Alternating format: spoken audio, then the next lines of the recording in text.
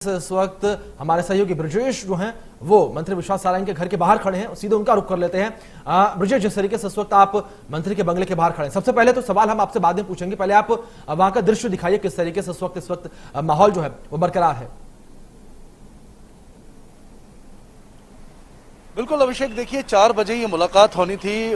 चिकित्सा शिक्षा मंत्री विश्वास सारंग के घर पर जूनियर डॉक्टर्स आने वाले थे और मैं आपको घर के सामने का सीन दिखाता हूं कि विश्वास सारंग के घर के सामने जो है वो मीडिया आ चुकी है, जमावड़ा है, लेकिन जूनियर डॉक्टर्स अभी नहीं पहुंचे हैं।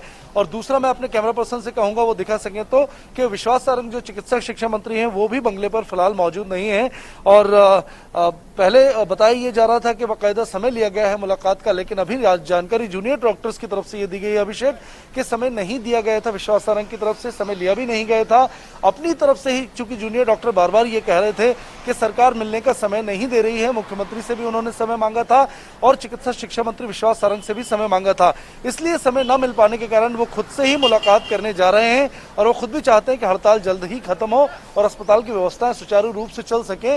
लेकिन अभी अपडेट यही अभिषेक के चिकित्सा शिक्षा मंत्री फिलहाल अपने बंगले पर मौजूद नहीं है और जूनियर डॉक्टर्स यहाँ पहुंचने वाले हैं। अभी अभी हमारी उनसे फोन पर बात हुई, उनका कहना है कि हम उनसे मुलाकात करेंगे, यदि वो नहीं मिलते हैं तो उनके घर के आगे ही मौजूद रहेंगे जब तक कि वो घर पर नहीं आ जाते। तो ये तस्वीरें आपको दिखाते हैं, अभी किसी तरह की हलचल नहीं है।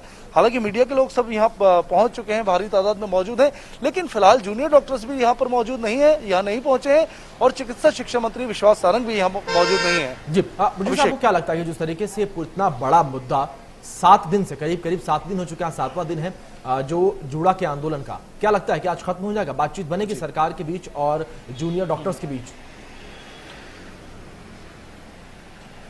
बिल्कुल लगता यही था कि मुलाकात अगर होती है तो कहीं ना कहीं कुछ हल जरूर निकलेगा, क्योंकि 7 दिन जैसा लंबा वक्त हो गया है इस हड़ताल को। अस्पतालों में जो हमने दिखाया था कि किस तरह व्यवस्थाएं हो रही हैं, दोनों ही तरफ से प्रयास ये किए जा रहे थे, जिस तरह बयान सामने आ रहे थे कि कहीं ना कहीं बीच का रास्ता निकलेगा और हड़ताल जल्द ही समाप्त होगी। लेकिन अब अभिषेक माहौल इस तरह का है कि समय नहीं मिल पा रहा है जूनियर डॉक्टर्स को मिलने के लिए और जूनियर डॉक्टर्स का कहना है कि सरकार समय नहीं दे रही है, मीटिंग नहीं हो पाएगी तो हड़ताल का कोई रास्ता खत्म होने का निकलता हुआ नजर नहीं आएगा। लेकिन अगर मुलाकात होती है, मीटिंग होती है और दोनों एक दूसरे की बात सुनेंगे और समझेंगे, तभी मुझे लगता है हड़ताल खत्म होने की आसार है। लेकिन अगर मुलाकात नहीं हो पाती है और दोनों अपनी अपनी जिद पर अड़े रहते हैं तो लगता है कि ये लड़ाई अभी और भी लंबी खिंच सकती है।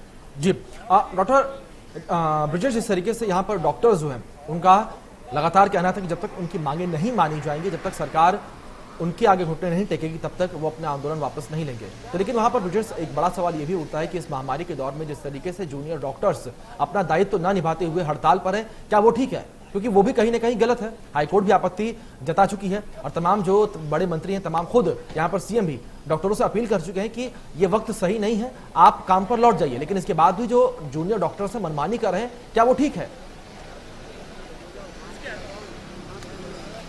बिल्कुल, देखिए सरकार की तरफ से भी यही तर्क था। सरकार के जो मंत्री हैं तमाम, उन्होंने यही कहा था कि पिछले अगर हम 11 साल की बात करें तो 17 बार स्टाइपेंड बढ़ाया गया है और लगातार सरकार इस बात पर विचार भी कर रही है।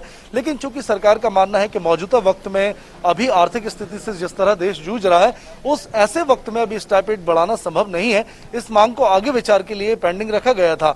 लेकिन चूंकि अब जूनियर डॉक्टर अड़े हुए हैं और लगातार ये मांग कर रहे हैं कि स्टाइपेंड उनको बढ़ाया जाए और तमाम सुरक्षा जैसी दूसरी 6 सूत्रीय उनकी मांगे हैं, तो कहीं ना कहीं लगता है कि एक जिद पर जूनियर डॉक्टर अड़े हैं और वो फिलहाल अपनी ये मांग पूरी हुए बिना हड़ताल से वापस आने के लिए राजी नहीं है। तो कहीं ना कहीं यही कहा जाएगा कि वो मांग पर अपनी अड़े हुए हैं। हालांकि बीजेपी के जो प्रदेश अध्यक्ष हैं वीडी शर्मा, चूंकि वो पहले विद्यार्थी परिषद से जुड़े रहे, इसलिए जूनियर डॉक्टर्स का प्रतिनिधित्व भी वो पहले करते थे, इसलिए उन्होंने कहा कल जो बयान उनका सामने आया कि किसी तरह की जिद नहीं है, सरकार और दोनों जूनियर डॉक्टर्स को संवाद की जरूरत है और संवाद के बाद ही कोई रास्ता निकल सकता है। लेकिन फिलहाल संवाद होता नजर नहीं आ रहा है और मैं आपको दिखाता हूं अभिषेक, जूनियर डॉक्टर्स यहाँ पर पहुंच चुके हैं। जूनियर डॉक्टर्स एसोसिएशन के जो तमाम पदाधिकारी हैं वो यहाँ पर पहुंच चुके हैं अपनी अपनी गाड़ियों से और विश्वास सारंग के बंगले के सामने पहुंच चुके हैं जूनियर डॉक्टर्स। अब हम जूनियर डॉक्टर से ही जानने की कोशिश करेंगे कि आखिर क्या अगला स्टंट उनका रहेगा, क्योंकि यहाँ पर विश्वास सारंग मौजूद नहीं है और क्या उन्होंने पहले समय लिया था। जी बिल्कुल अभिषेक, मैं आपको बताना चाहूंगा, बात करने की कोशिश भी हम करेंगे। सर, क्या आपने समय लिया था मिलने का विश्वास सारंग जी से? नमस्कार मीडिया बंधुओं, जैसे कि आपको याद है कि पिछले 5-6 दिन से ये गतिरोध जारी है, लेकिन माननीय मंत्री जी की तरफ से हमें कोई भी आधिकारिक बुलावा नहीं आया था। इसलिए आज हमने उनके जो पीए हैं यहाँ पे उनको फ़ोन करके अपॉइंटमेंट लेने के लिए दरख्वास्त की और हमने मेल के माध्यम से ऑफिशियली मेल से हमारे ऑफिशियल लेटर पे माननीय मंत्री जी से समय मांगा है। इसलिए आज हम यहाँ आए। उसके बाद भी हमें ऑफिशियली अभी तक बुलावा नहीं आया है, इसलिए आज जूडा खुद ही इस गतिरोध खत्म करने के लिए यहाँ पे आया है। हमारी दरख्वास्त है माननीय मंत्री जी से कि ये जो गतिरोध तेजी से चल रहा है, जिसके कारण पूरी जनता परेशान है, जूडा परेशान है, एक कौतूहल सा मचा हुआ है। जो जूडा वरीय जिसने काम किया है इतने पूरे 1.5 साल तक, तो आपके द्वार पे आया है। इस गतिरोध को आप चाहे तो अभी यहाँ पे खत्म करें और ताकि हम शाम से ही काम पे लौट पाएं। लेकिन यहाँ पर मंत्री जी मौजूद नहीं है बंगले पर, तो आप कैसे मुलाकात करेंगे और कैसे रास्ता निकलेगा? हम तो माननीय मंत्री जी का जब तक मंत्री जी आएंगे जब तक हम यहाँ पे इंतजार करेंगे। जब मंत्री जी आएंगे हम यहाँ पे बैठे हैं। जी ब्रजेश जी, एक बार सवाल इनसे तो कई बार बोला चुके हैं, लेकिन आप ब्रजेश, नहीं मैं आ आपसे रहे, आग्रह करूंगा एक बार आप इनसे सवाल आज इसलिए आज हम कि आ क्या गए इस हैं क्योंकि हमें आधिकारिक रूप से बुलाया नहीं गया था। हड़ताल कर रहे हैं, लेकिन वो हड़ताल जब नहीं बुलाया गया, शांतिप्रिय तरीके से काम पर भी रहकर हड़ताल की जा सकती थी। जी अपनी मांगों को सरकार के जी सामने जी बिल्कुल। देखिए स्टूडियो से सवाल है कि हड़ताल आप जो कर रहे हैं कि सरकार के सामने पहले भी आप मांग रखी थी, सरकार ने आश्वासन दिया था ऐसे वक्त में, लेकिन क्या ये हड़ताल करना ठीक है?